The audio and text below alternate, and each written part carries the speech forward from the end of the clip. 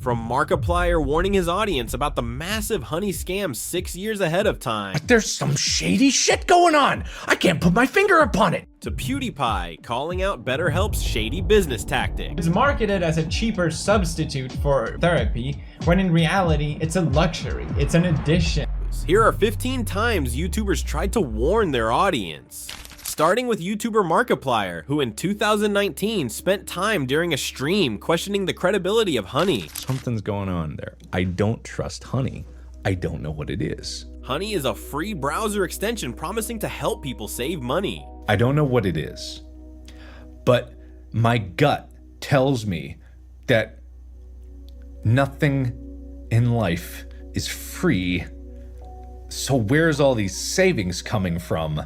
And like the money that people get from honey, I don't trust it. They push so much advertising. They push so much advertising on YouTube. They do brand deals with other YouTubers. I think they've even offered me, and I said no, because I just don't trust honey. Despite admitting that honey might turn out to be fine, Mark couldn't bring himself to trust it. I got no problem with like the concept of an app that like clips coupon codes for you. That's great. That sounds great on its surface, but there's some shady shit going on. I can't put my finger upon it. But why do they spend millions on advertising? And then people are getting money out of it, and then people are saving money out of it, and that makes sense, but the other part doesn't make sense, and then something's going on here. Where's all this money coming from? Where is honey getting the money? Capping it off with a bold prediction, he said, I have a feeling there's gonna, in like a couple years, there's gonna be the great honey conspiracy of like 2022. The prediction was slightly off on timing, but eerily accurate in substance, since honey had been endorsed by countless popular influencers and was raking in a fortune. Markiplier's concerns were largely dismissed at the time. Fast forward to December 2024, YouTuber Megalag released a video titled Exposing the Honey Influencer Scam, which quickly amassed millions of views. Honey is a scam, and the majority of claims promoted by those influencers aren't even remotely true. But it gets worse. Honey hasn't just been scamming you, the consumer, they've also been stealing money from influencers, including the very ones they paid to promote their product. And I'm not just talking about a few bucks here. I believe the scam has likely cost content creators millions of dollars. Other major YouTubers soon stepped forward, including tech reviewer Marques Brownlee, who had previously promoted honey. Markiplier's 2019 clip resurfaced and went viral, with Mark himself tweeting, "I knew it," in response to the revelations. In a follow-up video, he said, I just knew that it didn't feel right. I never took a honey deal because I didn't trust it. And holy shit, it was so much worse than I ever could have imagined. Similarly, Jacksepticeye faced immense backlash after his shocking response to a question about fellow creator Mr. Beast during a lie detector test on Tommy Innett's channel. Do you like Mr. Beast? No. Jack, do you think Mr. Beast ruined YouTube? Yes.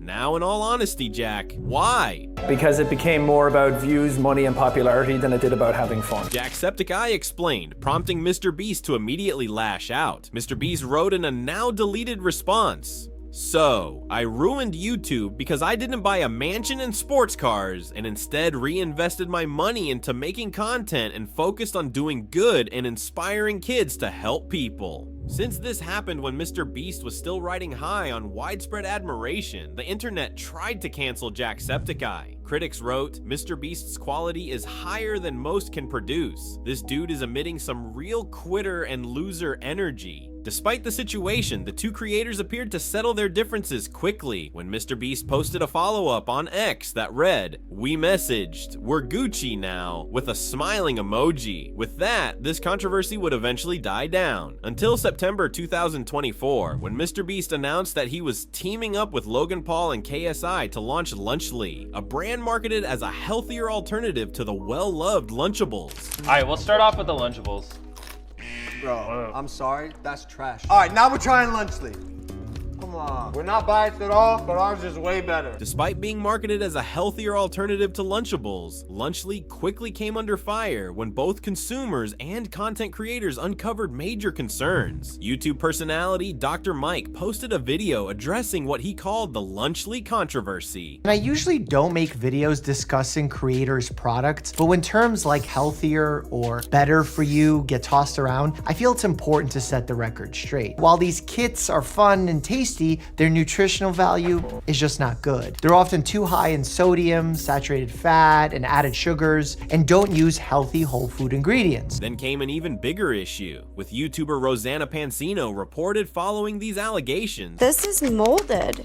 That's mold. This is not safe. Multiple social media users claim to have likewise found mold in Lunchly packages. Following these allegations, MrBeast would try to set the record straight. Every single Lunchly with cheese meat is USDA inspected. There is no mold when it leaves our factory. Like, we have the highest QC standards imaginable. Like, what do we have? Why would we ship that out? Like, that doesn't even make sense. And the controversies didn't stop there. In August 2024, the New York Times reported that more than a dozen people who participated in the first installment of Beast Games said that they had not received adequate food or medical care, and that some competitors had suffered injuries from the physical challenges. In September 2024, a class action lawsuit was filed in the Los Angeles County Superior Court against MrBeast's production company. The complaint alleged widespread mistreatment of the Beast Games contestant. The internet has started digging into the problems with Jimmy's content, giving even more weight to Jacksepticeye's warning. Dan TDM also critiques MrBeast over the Lunchly. On September 16th, 2024, Dan TDM posted one tweet that broke the internet. What happened to YouTubers, man? This is selling crap to kids who don't know better than to trust the people who are selling it to them. He was talking about Lunchly, but he was predicting something much bigger. November 13th, 2025. 1 year after the Lunchly drama, MrBeast opened Beastland, a temporary theme park in Riyadh, Saudi Arabia. I built this massive theme park, and it is open right now. I spent months designing Beastland, this massive theme park. It's part of Riyadh Season, a government-funded entertainment initiative tied to Saudi Vision 2030. When asked why Saudi Arabia, Jimmy said, "Middle of the world, because a majority of my audience is outside America." But Twitter community notes immediately called him out, revealing he signed a lucrative deal with the Saudi government. This wasn't about accessibility, it was about money, likely tens of millions. Saudi Arabia's entertainment boom comes with serious concerns. Remember the 2022 Qatar World Cup? Thousands of migrant workers reportedly died under brutal conditions building the stadiums. Similar concerns surround construction projects across the region. Despite assurances from the World Cup organizers that workers' rights will be respected, these deaths are just the worst examples of the exploitation and abuse which is rife in Qatar's construction industry. MrBeast's theme park is now part of that system. This is exactly what Dan warned about. Not just Lunchly, the entire movement, when creators stop being creators and start becoming CEOs. When your audience stops being fans and starts being customers. MrBeast used to say, "I don't care about keeping money, I care about making the best videos in the world." He used to retire his mom, tip waiters $10,000, fund wells in Africa. He was the good guy, but now, Feastables, Prime Collabs, Beast Burger, Lunchly with mold, Beastland funded by a controversial government, every few months another product, another business expansion. Much like CoffeeZilla's exposed of Logan Paul's crypto scheme. On December 17th, 2022, investigative YouTuber CoffeeZilla released a bombshell 3-part series titled Investigating Logan Paul's Biggest Scam that would shake the crypto world to its core. The series featured victim after victim coming forward with devastating losses from CryptoZoo, Logan Paul's failed NFT game project. How much did you guys make from CryptoZoo? I lost around $50,000 in CryptoZoo. I lost $40,000. And I lost around $15,000 US. I lost $25,000. $120,000. $500,000 Australian, which is $500,000 in CryptoZoo. Just days after the expose dropped, Logan released a now-deleted 30-minute attack video aimed directly at CoffeeZilla, attempting to discredit the investigation and the investigator himself. You see, CoffeeZilla tried to work with law enforcement in the past, but his work was described as not anchored to truth and often speculative. He is a lopsided journalist with an agenda, and he's nothing more than the Keemstar of crypto and finance. But Logan didn't stop there. He accused CoffeeZilla of profiting from the exposed and threatened legal action. As soon as I knew the extent of the internal issues, took all of the heat on social, and you still published a defamatory hit piece, fully knowing I was innocent, just so you could enrich yourself in your $10 million studio. Sharp, but deeply unethical, dangerously misleading, and illegal. I suggest you use the money you got from pumping your Patreon to hire a good lawyer. You're gonna need it. Logan seemed to realize his mistake within days. CoffeeZilla is not a criminal. I called him, I apologized. My initial response to his series was that of a fire, an ego flare, whatever it is. He then announced what appeared to be a genuine effort to make things right. I am personally committing 1,000 ETH to this, which is about $1.3 million. Victims and observers cautiously celebrated. Maybe Logan Paul would actually take responsibility. Maybe the victims would finally be made whole. But a year later, the truth emerged. Logan Paul is refunding people he scammed if they promise to stop suing him for the vastly larger amount he may owe them. And honestly, I'm conflicted because on the one hand, victims getting money is always great. And I'm proud that our investigation led to some real-world consequences. It was a calculated move designed to protect himself from future legal liability while appearing to do the right thing. The backlash was immediate and fierce. Should not be a surprise. Logan Paul is a fake content creator, a fake entertainer, a fake boxer, and clearly a fake business guy. What did you expect? CoffeeZilla's investigation set out to prove that Logan Paul's true intentions had been to mislead his followers all along. Just like the Sidemen, who in 2025 found themselves in a race against time to protect their fans from an elaborate scam targeting one of YouTube's biggest charity events.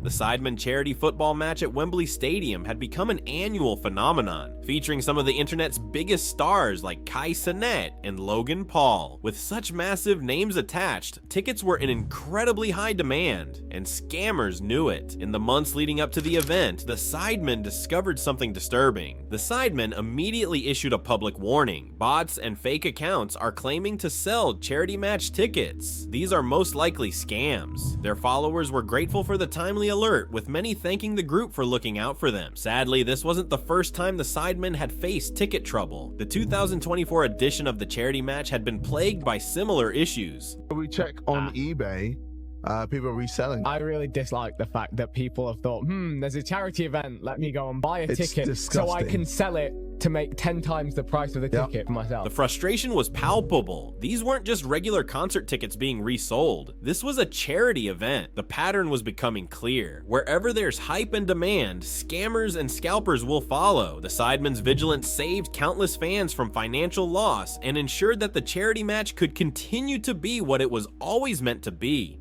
Which is what happened with PewDiePie. On January 3rd, 2017, YouTube's biggest creator PewDiePie abandoned his usual content to issue a stark warning about a then 5-year-old named Ryan Kaji.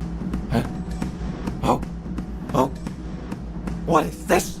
5-year-old threatens to dethrone YouTube king PewDiePie. As he watched videos, PewDiePie exposed red flags that everyone else had missed. What are we gonna get? I don't know. Who will you hatch? See, she doesn't even let him finish. He was clearly about to say something there. Who will you hatch? Look at him. And we even found a No, you don't matter, because I matter! It's something off about it. It's kind of like seeing child stars on television, because you know, like, their parents are literally forcing them to do it, and it's just something sad about it, and I can't help but getting the same vibe. You know, obviously I don't know what goes on. But PewDiePie noticed something even stranger. Have you ever seen a video with 11 million views and 9,000 likes? Please direct me to that video, because it doesn't exist. These are not real people. These are not real views. There's only 1,000 comments. Take a video where I had 11 million views. It got 22,000 comments. Then PewDiePie acted out a darkly prophetic skit. Okay, baby Felix, can you do it again? But with more energy, okay? Mommy needs some dollar. Can you do it again, baby? But can you do it with more energy? More energy? Yeah, hey, here's a Red Bull, okay? Mommy needs some dollars, so you need to look happy. He left viewers with a haunting question. Are we celebrating this? Are we celebrating that the fact that this mother is like, you think he's getting any money of this? You think he's getting the toys? But 8 years later, PewDiePie's warnings proved disturbingly accurate. Despite becoming a teenager, Ryan continued making the same content designed for 5-year-old. Let's use some sky blue, witch's cauldron. Let's use some sunset yellow. Video during a 2024 interview, viewers noticed troubling signs that validated everything PewDiePie had warned about. I think when I was a kid, I had lots of fun doing the videos like with my sisters and with my parents. But what caught everyone's attention was his father's behavior during the interview. Every time Ryan was asked a question, his dad would hijack the conversation and answer for him. What do you want to be when you grow up? When I grow up, I want to be like an animator. I think it's really fun to do because like the drawing, and then after I can see like the full thing, and it's really cool to see how it changes over time. Yeah, you were in the front line seeing the each process of animation. Even more unsettling, his father's eyes never left Ryan throughout the entire interview, watching his every word. When asked if he felt any pressure, Ryan hesitated. Not a lot. Not usually. The internet erupted with concern. Comments flooded in. Give it another 10 years. When we get to see him be interviewed, not just his parents while he's also present, I imagine this story is going to be a lot darker. It feels like they hiding some shit. Ryan's world has since come under intense scrutiny for parental exploitation and shady business practices. Exactly what PewDiePie warned about in 2017. What started as a controversial video about a 5-year-old's toy channel became a chilling prediction about the dark side of child content creation. Just like Marques Brownlee, who in early 2020 became the first major reviewer to expose the shady truth behind a tech product promoted using a deceased drug lord's name. There's this new folding phone with the Escobar name on it. So on December 5th, 2019, I spent my $350, free shipping, and placed my Escobar Fold. And yeah, I never got it. I mean, I guess I shouldn't be surprised. It was a little suspicious to begin with. When I put my order into the tracker, it never updated from pending. It just sort of said it was in production for months. Finally, it came, but what he discovered shocked the tech community. It's actually a Galaxy Fold with gold tinfoil adhesive to it. You take a bit of that gold off of the hinge on the back, and right underneath is that Samsung logo, right where it's supposed to be. But the Galaxy Fold costs $1,800, and the Escobar Fold 2 costs $400. They are going through orders, finding the names of YouTubers or just people in tech media or people who they think will talk about the phone if they get it, and shipping those, and then just not shipping the rest. Marques's theory proved accurate. Escobar Inc. was selectively fulfilling orders for people with large platforms while ignoring regular customers entirely. The company's CEO, Olaf Gustafsson, appeared to be using Roberto Escobar's notorious name to generate buzz while running a selective shipping scheme. Shortly after Marques is exposed, another top techer reviewer, Mr. Who's the Boss, dug even deeper into the scam. This is the Escobar Gold 11 Pro, and it's another phone. And on top of that, quite possibly the strangest product launch I've seen in my entire life. Then he shows the promotional material featuring unconventional marketing. Why does the official website actively promote the fact that they're associated with a deceased drug lord? Is that meant to be a selling point? Why does it brag about its co-founder being the chief of assassinations? After questioning the company's true motives, he pointed out a suspicious business pattern. And more importantly, most of the people who bought the phone didn't get the phone. It seems like every person who ordered an Escobar Fold got sent a book. But instead of actually sending it, they just sent out certificates of ownership. This revealed a sinister tactic behind their actions. This book was a decoy. That they did this so that when customers called their banks up to say, my phone hasn't arrived, please get my money back, Escobar could actually say like, no look, check the tracking number, we did deliver something. Then he revealed something even more disturbing on the Escobar's website. I don't think this is money laundering, I just think it's a scam. That would explain why there's no secure payment methods on the site. It would explain why the comment sections are turned off for their YouTube videos. It would explain why they didn't even bother charging shipping on their phone, no matter where in the world you wanted it. There was absolutely no intention of sending the phone in the first place. Both Marques Brownlee and Mr. Who's the Boss received actual devices because of their large followings, but regular customers typically received nothing or only promotional materials. Both reviewers issued stern warnings. Escobar has launched a new phone. Don't buy it. Don't buy an Escobar Fold 2. Justice eventually caught up. In December 2023, Olaf Gustafsson was arrested in Marbella, Spain on charges of fraud and money laundering. In July 2025, he pleaded guilty to 6 federal criminal charges. He now faces up to 20 years in federal prison for each fraud count and 10 years for each money laundering count. As part of his plea agreement, Gustafsson agreed to pay up to $1.3 million in restitution to victims. Much like YouTuber Polydactyl, who exposed Primitive Technology channels in his most viewed video ever. Just like Santa Claus and the Queen of England, Primitive Technology channels are a lie. He backed his claim by pointing out inconsistencies with Primitive Tech videos. This dude is using a stick to carve out this giant hole, which leaves very small marks in the dirt. And if you look above, you see these really big, wide marks. Something that a shovel would make. He then points out the Evident Excavator track marks in the video, further proving the use of heavy machinery behind the scenes. But that wasn't all. Parts like this where he's filling this whole pool in, one bucket at a time, actually they don't fill it up that much. It looks like they gave up halfway, so he might have like hit it with the bucket. What's this? He's splitting bamboo with a hatchet? Hatchets pop up in nature, alright? Have you ever seen a field of hatchets? Me neither. He puts the final nail in the coffin by highlighting the scheme behind these channels. Either like the village or some company came in, they hired a team, and just every once in a while, they said, hey, stop working, we're gonna have this dude come out and hit it with a stick a couple times. The evidence became undeniable when drone footage from Siem Reap, Cambodia, exposed large teams utilizing modern machinery like excavators and concrete mixers to expedite the building process. The cameraman revealed that directors, architects, and editors play crucial roles, often making the builds more elaborate than they appear. Since then, starting in 2019, many YouTubers have exposed the truth about Primitive Technology channels in recent years, prompting people to appreciate Polydactyl for being the first to call out the deception. Much like CoffeeZilla, whose exposed revealed something far more controversial. In 2021, finance YouTuber Graham Stephan would surprise his fans with an unexpected announcement about his investment in Yotta. I decided to invest an undisclosed amount, and now I can officially say I am a small owner in Yotta Bank. But as it turns out, Graham wasn't the only YouTuber who was promoting Yotta. The platform, which began as a prize-linked savings account app, was heavily promoted by several influential finance YouTubers to their audiences. Today we're talking about a bank promoted by YouTubers that's now become a casino and users can't get their money out. This was their pitch.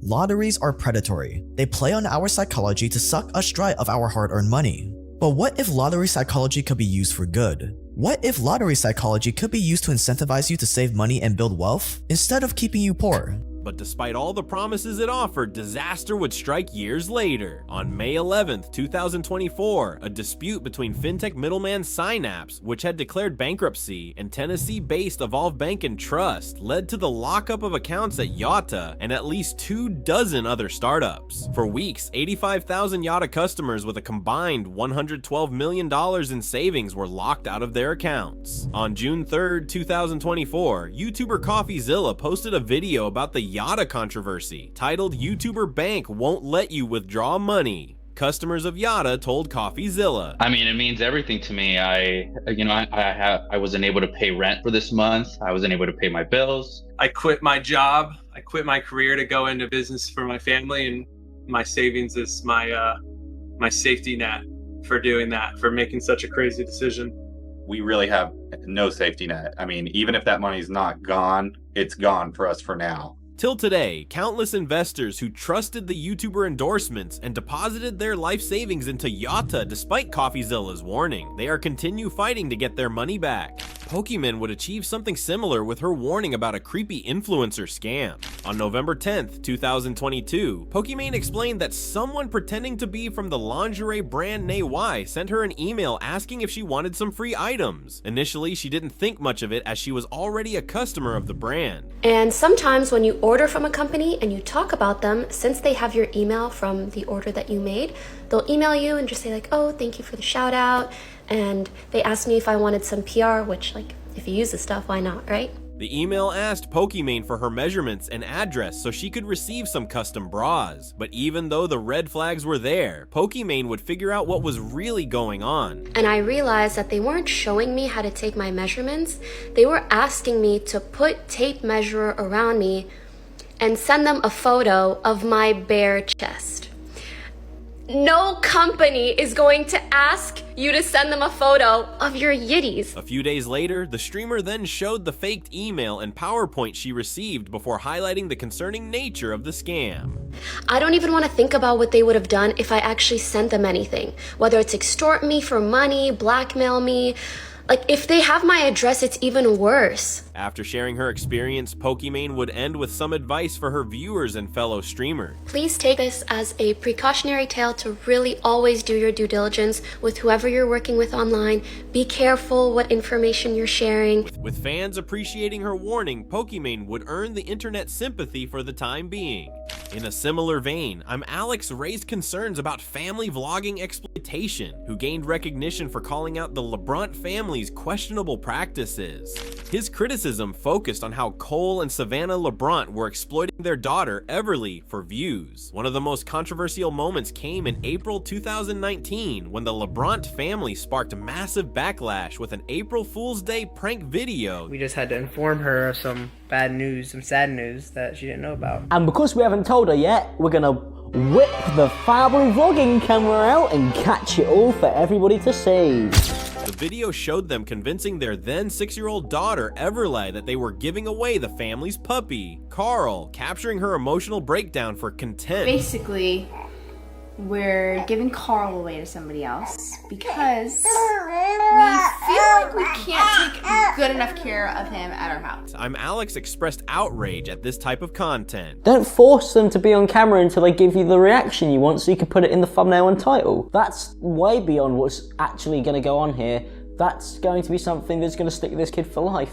And everybody's going to see this, them being sad on the internet. And it's really not cool. This prompted many to agree and express their concern for Everly's future. In a follow-up video posted 2 days later, the couple defended the prank, but stated that they regretted uploading the video. It was just a bad judgment call in the moment, and I'm 22, she's 20, just turned 26. We're young parents, and we put all of our lives out on social media, and we're gonna make mistakes, so we do apologize. Cole also claimed the family had been pulling pranks all day, so he wasn't even sure if Everly's tears were genuine. The concerns for Everly would become even more relevant in the years that followed as more people came out against Cole and Savannah. More recently, in September 2024, the family faced backlash when internet users noted that they literally get no views unless Everly is in a video, highlighting how dependent the family's content had become on featuring the now 11-year-old. Naturally, the LeBrunt family realized that including their daughter helped bring in numbers, and so before long, they literally made their daughter a commercial commodity. Even though Alex's own reputation has taken a hit in recent years following serious abuse allegations from ex-girlfriends in 2024, the warning about Everly's future rang true. Much like PewDiePie, who was one of the first major content creators to call out the online therapy service BetterHelp for its questionable business practices. There is a list of over 100 YouTubers who have promoted this website. It's been all over Reddit. So what's wrong with BetterHelp then? You can have online therapy without leaving your house. You can have therapy at home. That's great. That sounds almost too good to be true. Well, yes, because it is. After expressing his distrust, PewDiePie challenged the legitimacy of the platform, which at the time was being endorsed by over 100 influencers. In their own terms of service, they acknowledge that if you are using this site, it is not a complete substitute for face-to-face examination and for a session by a licensed qualified professional. So it's marketed as a cheaper substitute for therapy, when in reality, it's a luxury. It's an addition to therapy. He would start by taking a close look at their process for assigning therapists. You just do this quick questionnaire and we'll find the right person for you. But in their terms of service, they also say, we cannot assess whether the use of the counselor is right and suitable for your needs. So what do they do? This led PewDiePie to explain his first major issue with BetterHelp. BetterHelp says themselves that they give no warranty for their willingness to give advice. They make no warranty whether what they say is even relevant, useful, correct, relevant again,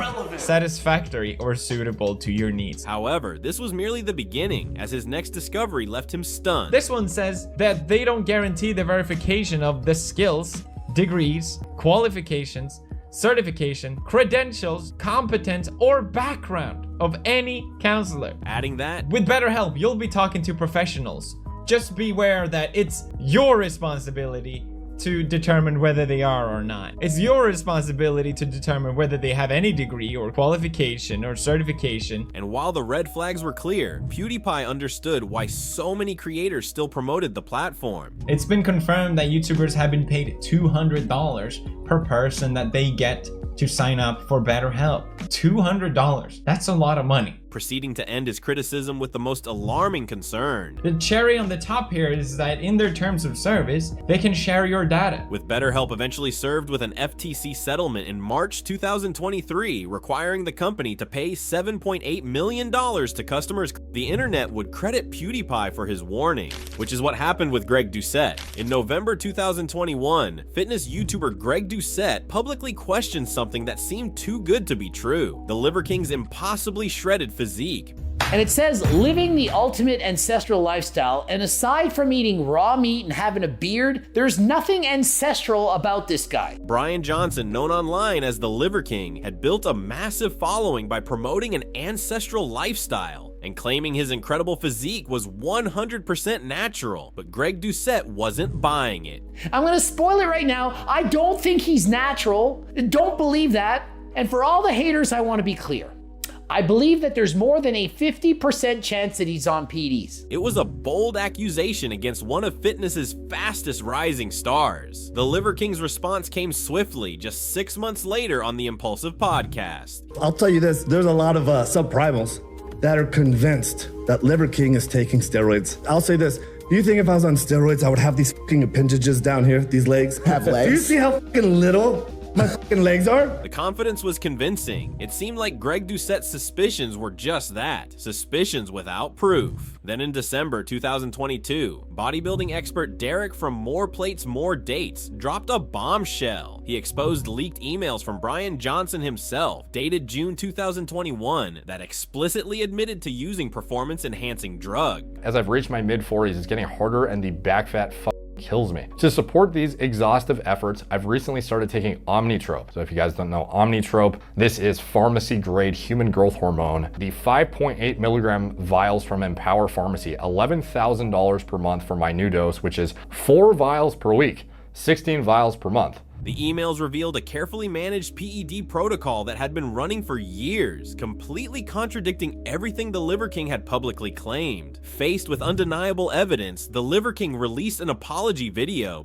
Primals, I'm making this video to apologize. Because I f***ed up. Because I'm embarrassed and ashamed. Because I lied. And I misled a lot. Then he said something that made the apology ring hollow. I've stated that this is a complicated as fuck topic, at least to me it is, because before social media, I was rich and anonymous, and after social media, I'm still rich, but no longer anonymous, and I never expected this kind of exposure in the public eye. The internet was not sympathetic. The apology felt more like damage control than genuine remorse. In the wake of the scandal, people flooded back to Greg Doucette's original video to credit him for being right all along. Since then, the Liver King's reputation has taken a massive hit. Much like Ray William Johnson, who found himself in a high-stakes standoff with Maker Studios, the multi-channel network signing some of the biggest YouTubers at the time faced a significant blow when Ray became its first major partner to quit in October 2012. In an episode of Equals 3 filmed from his apartment, Ray announced, "I'm filming this episode from my apartment. Now in the near future, Equals 3 will no longer be part of the Maker Studios network." Just 2 months after his initial announcement, Ray published a detailed blog post on New Media Rockstars explaining why he decided to leave Maker Studios. The contract terms were incredibly aggressive. They wanted 40% of my YouTube channel's AdSense revenue after production costs, and more importantly, they wanted 50% of the show's intellectual property in perpetuity. When Ray refused these terms, Maker became increasingly aggressive. According to Ray's account, they threatened to shut down his projects and refused to return control of his AdSense account. This sparked a months-long feud between the two parties. Maker Studios CEO Danny Zappin made his feelings clear through various channels, including text messages that Ray later made public. One notable text from Zappin read, "Your lack of integrity and character are sad. Fuck you. Prepare for war, bitch."